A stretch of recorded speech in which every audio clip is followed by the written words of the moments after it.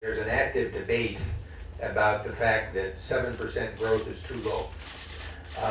I've worked with India over the course of decades, and I remember when 7% growth would have been seen as a pretty good year. Now that's a good thing, because India, I think, can do better, and so our current estimate is about the same as the government's, about 7% growth. But I think the structural reform agenda that you mentioned will be the key to advancing that even higher. So some of the sessions that I had here with some of the experts that Roberto put together focused on issues such as creating a truly national market. For India to really grow, it has to keep investing in its people. So these are educational issues. These are some of the nutrition issues, some of the health issues. And even as I came here, we just did another educational loan for India for the secondary sector, because India has gotten a lot more children into school, girls as well as boys, in the primary area. But if you're going to compete in an international economy, you need to get more people in the secondary area. So it's the fundamentals of investment in people, but also some of the aspects that we talked about here for structural reform. I was able to get the bank board to agree to increase the single borrowing limit for India alone. So I'm actually quite pleased. India is the one country that has a higher limit than all the other countries because we operate as a cooperative. And we were also able to work out some other arrangements with India.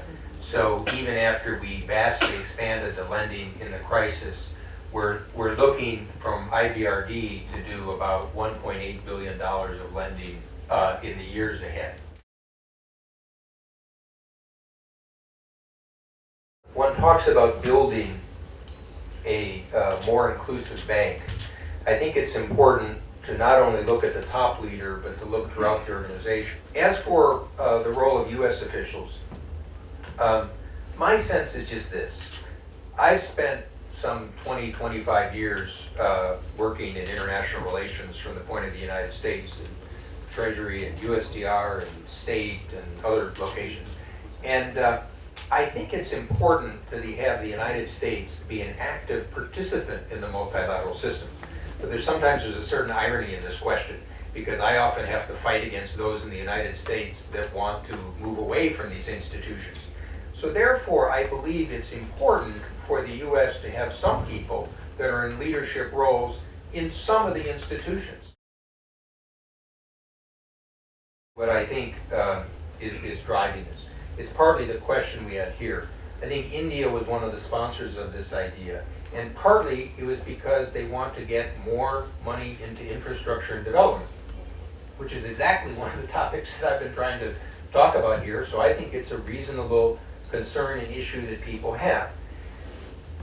If they do develop the institution, the bank will want to be a partner with it, just as we are with regional development banks and NGOs and civil society groups and national development banks.